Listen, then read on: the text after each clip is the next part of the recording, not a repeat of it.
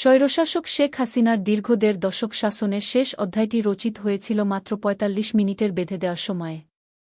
সেই উত্তর খুঁজে পেতে ফিরে তাকাতে হবে ঘটনার ঠিক ৩ সপ্তাহ আগের প্রেক্ষাপটে ১৪ জুলাই ২০২৪।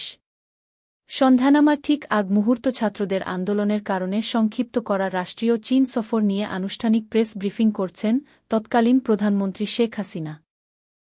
ফ্যাসিস্ট শেখ হাসিনার বেসামাল মন্তব্যে ক্ষোভে ফেটে পড়ে দেশের ছাত্রসমাজ। আন্দোলন দমন করতে আওয়ামী সরকার নেয় একের পর এক ভুল পদক্ষেপ। পুলিশের গুলিতে আবু সাঈদের মৃত্যু হয়।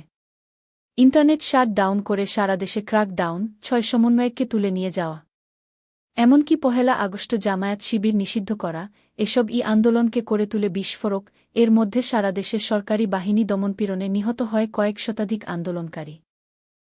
৩ আগস্ট ২০২৪ কেন্দ্রীয় শহীদ মিনারে জড়ো হলেন তরুণ ছাত্র জনতা থেকে শুরু করে বিভিন্ন শ্রেণীপেশার লাখো আন্দোলনকারী।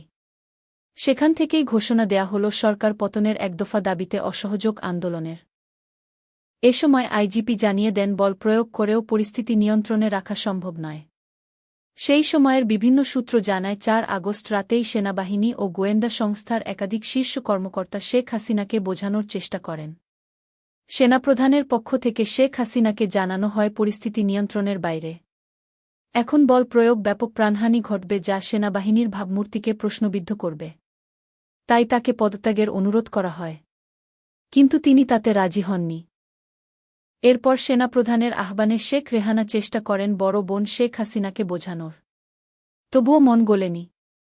শেষ ভরসা ছিল প্রবাসে থাকা ছেলে সজীব ওয়াজেদ জয়।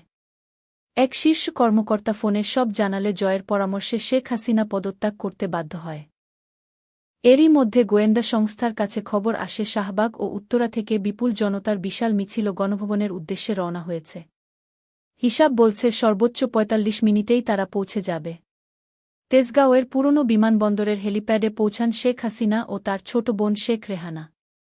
এরপর বেলা ২:৩০টার দিকে ছোট বোনকে সঙ্গে নিয়ে ভারতের উদ্দেশ্যে সামরিক হেলিকপ্টারে দেশ ছাড়েন শেখ হাসিনা।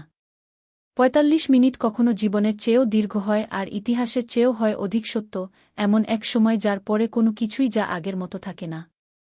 এটাই হয়তো রাজনীতির অনড় ক্ষমতার নীরব পরাজয়। হাতে সময় ৪৫ মিনিট।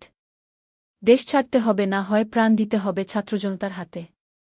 ২০২৪ সালের ৫ আগস্ট এমন আল্টিমেটামের মুখে পড়তে হয় দীর্ঘ ১৬ বছর ধরে ক্ষমতায় আঁকড়ে থাকা শেখ হাসিনাকে। এই এক সময় রেখা বদলে দিয়েছিল বাংলাদেশের রাজনৈতিক ইতিহাসের গতিপথ।